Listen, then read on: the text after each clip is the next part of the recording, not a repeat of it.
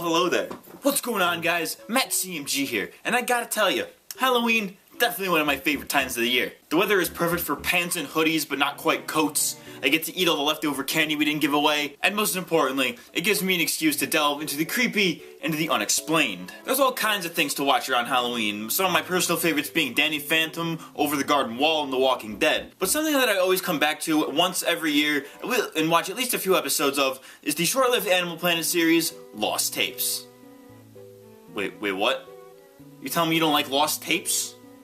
You think it's a sorry excuse for found footage horror?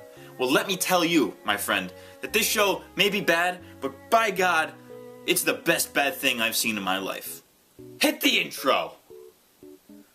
Also kill me, please! If there's one thing that Animal Planet is good at, it's keeping things relevant to animals. You got the History Channel talking about aliens and pawn shops, MTV not being about music anymore, and the Discovery Channel talking about whatever it is that they talk about. Animal Planet does what you'd expect. They air shows about animals. However, Animal Planet is known to go into the territory of the unexplained or mythical animals with shows like Finding Bigfoot and mockumentaries like Mermaids the Body Found, both airing in 2011. However, before any of that, in 2009, Animal Planet aired Lost Tapes, a show that was part documentary, part found footage anthology horror series, kinda similar to Black Mirror, that follows different people in their encounters with a multitude of cryptids, or creatures that are rumored to exist, kinda like our modern day urban myths. I remember in 4th grade, I wanted to be a cryptozoologist when I grew up, and the yearbook did this thing where all the 4th graders would have pictures of them doing what they wanted to do when they grew up, and I changed my mind halfway through and gave them a picture of me with a microphone because I also wanted to be a comedian, so they made me take a picture with a clay animal with a magnifying glass because I don't think they knew what a cryptid was. Some days I don't even remember what my dreams were. What was I talking about? Oh yeah, Lost Tapes. I remember watching this show a ton when I was a kid. When I was young, I was obsessed with cryptids, and every time I would have a sleepover with my friends as a kid, we would watch Lost Tapes at 2 a.m. and be scared out of our minds, even though most episodes didn't even show the monster in question. This show was even part of the reason I started doing YouTube, as some of my earliest videos from little 12-year-old Matt were Lost Tapes parodies. Don't watch them though. They're bad. Today will be a bit of a nostalgia trip for me and probably a cringe-inducing experience for all of you. So let's take a look at a few episodes of this show, some of which will be my personal favorites from when I was a kid, and others will be some, not so good ones. Let's get weird, let's get wild, and let's get into this. Alright, the first episode we're going to look at today is Megaconda. If you don't know what that is, it's pretty self-explanatory. It's a giant snake. This one's probably going to be a tough one for me, because I do not like snakes. I don't mess with snakes.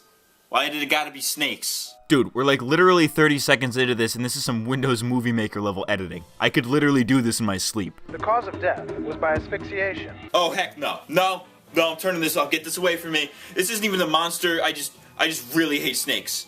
No. So these two animal rights activists, of course they're white, are breaking into this textile factory to free some snakes or whatever. So now myself and my fellow activist Evan are going to be taking matters into our own hands. Do I really have to explain to you how backwards this concept is? Like, yeah, let's go commit a crime to prove that there are other people committing a crime, and also film ourselves doing it so that there's evidence of us committing a crime. Keep using that noggin there, guys. Great thinking. Great thinking. We're only like 5 minutes in, and it's really clear that they really pad these episodes out with filler stuff. On one hand, it really helps build characters up so you feel a little bit bad when they die, but to me, it's so clear that they just didn't have the budget for this and had to kill 20 minutes. So they introduced the security guard and his dog, and knowing what I know about horror movies, I have an especially bad feeling about these two. Evan, have you got back there? Do not give him that tape, Evan. I'll say give me the tape. Dude straight pulls out a gun for a videotape. What is this? How does this guy not see or hear the 200-foot snake next to him? Are you kidding me? So some pointless stuff happens and the dog runs off. Please be okay, please be okay, please be okay, please be okay, please be okay, please be okay, please be— Ah, no! Wait a second. If this thing's an anaconda, a snake that suffocates then consumes its prey whole, then why is it leaving the dog bleeding on the floor? What's even funnier is that right before the dog dies, there's a little informational segment about how the snakes kill their prey, and they immediately don't do that. We gotta get the hell out of here. You idiots have been trying to escape for an hour! How dense are you? Ha! That guy got eated. So the security guard and the nerd who can't climb a fence meet up and try to escape, and there's a shot of the snake. Did that thing just grow 5 times its size in the span of an hour? What is happening? So the security guard and the cameraman escape, and then the owner of the warehouse shows up, only for the big ol' snack to get him. But they only show this because, budget. So that episode was from the first season, notorious for not showing the monster in question, but I think this one might get a pass just for it being a giant version of a real-world animal, so we kind of just use our imaginations a little bit. Oh no, this was like literally like 7 minutes of relevant footage that was spread out over 20 minutes, and it's not very well made, and a lot of it can just be attributed to the budget, which was not very high for this show. Next episode we're going to be looking at today is a personal favorite of mine, Season 2's Vampires. Oh, hold on, I gotta prepare for this one. We got vampires. Square up, bitch. Omae wa mo shinderu, you know what I'm saying? I didn't have a wooden stake. This was the closest thing I had to a wooden stake. This could probably kill a vampire if it was like blessed by a priest or something. I don't know, they got swords in Castlevania, that's all I know. The scenario for this episode is this family moving into a new house, and their kid keeps having these crazy nightmares, but as it turns out, they ain't dreams. A lot of the episode follows the kid, who has access to a camera for some reason, as he explores the house and finds some strange occurrences. Apparently, due to some sleepwalking concerns, they install a security camera in his room, and in true Paranormal Activity fashion, it captures some stuff. Chin Chin, is that you? So far in this episode, the only character I've really vibed with is the stuffed animal, Ruggles. The kid is annoying, the mom does nothing, and the dad is so condescending I hate him. But Ruggles, I get a special place for this man's. Ruggles, are you down there? Don't do this to me. Don't you do this to me, show. Come on, lost tapes, don't do this to me. I know what you're about to do, and don't do it to me. Look what he did to Ruggles. Those sick f***s, I'll kill them all! Hey, Mr. Squirrel. Was that you making all that noise last night? No. Those were the demons. The vampires. This next part right here used to really freak me out as a kid. Like, imagine being under the crawl space in your house and boom, a face shows up. Like, imagine that. I would literally poop myself. The kid runs into the vampires and they start to chase the family around the house. The brief shots we get of them are actually kinda spooky considering how little we actually get to see of them. We get a decent idea of what they look like, but never see them in full, and I think that makes this a pretty spooky episode, despite the obvious mediocrity. The dad kills one of the vampires and boom, the episode ends. This was actually one of my favorite episodes when I was a kid, and I think it partially holds up. It wasn't really that good by modern standards, but it does leave you wondering what they could have done with a better production value. But wait a second. If there's a vampire in the closet, and another one in the crawl space, then who was flickering the lights?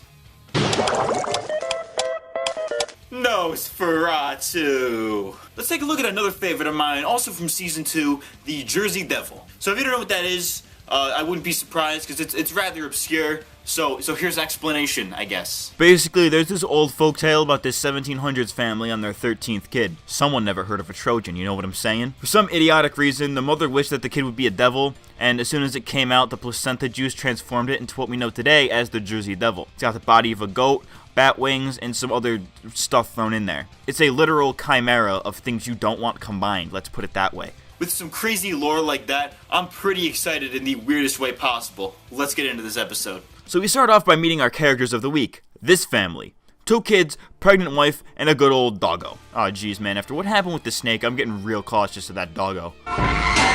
I think I saw a dog on the road. Oh, no, I saw something run out on the road, but it was definitely not a dog. How do you hit something with your car and not know what it is immediately? Assuming you hit this thing doing like 40, I don't care if it's a Jersey Devil, a Sasquatch, the Jolly Green f***ing Giant. You gotta see this thing at some point. So the dad goes to investigate what he hit due to his negligent driving. The dog runs off, don't die, don't die, don't die, don't die, and the dad goes running after him. Some time passes and neither of them come back, so the mother and 2 daughters go into the woods looking for them. They find the dad's hat with blood on it, and then this happens. Dude, it is daylight outside. How do you not see this? As they run away, they come across an old abandoned house and go inside to check it out. The dad busts through the door, followed by the creatures. They all hide in the closet. Cooper! Cooper! Oh snap, the doggo comes in for the save! I don't like that sound. Don't do this to me. Don't do me dirty like this twice, Lost Tapes. Don't you do this to me. As they peer through the closet door, the moment of truth is here! Jersey Devil, let's go! Alright, who didn't silence their phone? Yeah, I'm looking at you, Nosferatu. I can see the guilt on your pointy ears. I'm not gonna lie, the effects here aren't that bad, to be honest. So the mom, who, may I remind you, is literally 3rd trimester pregnant, attacks this thing with a plank of wood, giving them all the chance to get away. And of course, you can't have a pregnant character without the baby coming at the worst possible time, and the episode ends. Wait, they never explained what happened to the dog. Nor could they locate the family dog. I can't forgive you, Lost Tapes. I want to, but I just can't. I just can't. You know, I'm starting to think the people running this show just really love killing off dogs. I will fight you, you psychos! Y'all already know that I'm a huge sucker for zombies, so let's take a look at the zombie episode. They have that, apparently. So this episode is the weirdest thing in the entire series because it introduces actual lore and like world building in the continuity of Lost Tapes. This is real. I'm not making this up. Enter the Enigma Corporation, who they say is a private security firm, but actually seems to be more like ghost hunters. Someone get Irate Gamer on the phone, cause we're looking for the spooks tonight, baby! So blah blah exposition, blah blah suspense, blah blah basic zombie stuff, like people not knowing what zombies are. So the group goes into this house to look for this missing guy and end up finding a buttload of zombies. This may seem weird, but this is literally the plot to a series of Nerf gun videos I saw back in like 2009, which was 2 years before this episode aired. So, Animal Planet's got some explaining to do. Honestly, there's really nothing that great about this episode. It doesn't do anything interesting at all. Only one guy dies, and the other 2 make it out alive. The stakes are pretty low, and it's generally a pretty boring episode, which kind of sucks because I really liked this one as a kid. Alright, the last episode we'll be looking at today is the Wendigo American Cannibal. The 3rd season of the show is pretty out there because they kind of ran out of cryptids to talk about, so they had to delve into the mythology and stuff, with episodes about ghosts and gods and what have you. But I think the weirdest out of them all is the Wendigo. If you don't know what a Wendigo is, I don't blame you, but it's basically an evil Native American spirit that possesses people and makes them evil, most notably cannibals. This is actually one of the few episodes that I've never seen before, so let's see if this is any good. This episode's premise is about as basic as a horror movie premises can get. A bunch of teens in the woods. Give these guys an Emmy, a Golden Globe, something, because by God, that is some quality, original storytelling right there. Amen, my friends. So the rescue team finds the campsite, nobody's there, and there's blood on the tent, so naturally, they split up. Considering what happened to the last episode, I got a bad feeling about this new guy. He's checking out all the dried foreskins, and boom, our boy the Wendigo attacks. Oh my god! That is so clearly a guy in a rubber suit, and I love it. Dude looks like a Power Rangers villain. Fast forward to nighttime, and the scariest things we heard so far are the stock sound effects in this cave. Oh, and they find a kid. That's probably important. So this psycho starts eating a squirrel raw, and that somehow cuts the other guy's leg open, and then he starts eating people, and not in the hot way. One of the guys from the search party leaves the cave, and boom, Power Rangers villain strikes again. And it turns out that the ancient spirit capable of jumping through time and space in the possession of human souls has one weakness. Flares. Hold up, Wendigo, let me raise my power level so I can do my solar flare Taioken real quick. Taioken! This dude gets his face eaten, we get some Blair Witch breathing into the mic, and an aerial shot of our skeleton boy with some Emmy-worthy acting. I think this is the first time in Lost Tapes that anybody thought that their tapes would actually be found. Oh, and everybody dies in the end. Wait till you see this next one.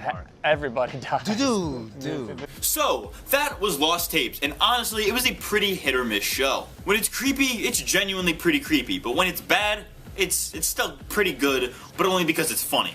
And this kind of just goes for horror movies in general. Horror movies, or in this instance shows, are like pizza. When it's good, it's great, but when it's bad, still pretty good. I think at this point most people on the internet are accustomed to bad horror movies, and it's basically the norm at this point. There hasn't been an actual good theatrical horror movie that wasn't cliched or overdone in years, and I think it shows like Lost Tapes that take the absurdity and stupidity of the horror genre on film and purposely play to its weaknesses. At this point in our pop culture, bad horror movies are loved not for their horror but for their comedic value. A so bad it's good type of deal. And Lost Tapes certainly falls into this category. Honestly, I'd have to recommend the show to people who are interested in the unexplained or found footage type movies, and I'd say it's a perfect representation of cheesiness for the Halloween season. And every episode is on YouTube for free, so it's no excuse not to watch it. Well, it looks like that's all the time we have for today. Now, if you excuse me, I have a conversation with my sleep paralysis demons to get back to. I've been Matt CMG, and I'll see you next time. Thanks for watching. Happy Halloweener, my friends. Spirit supernatural, shy, what's all the buzz? The bags of bones seem so unsafe, it's semi-serious. Spooky, scary skeletons are silly all the same. They'll smile and scramble slowly by and drive you so insane. Sticks and stones will break your bones, they seldom let you snooze.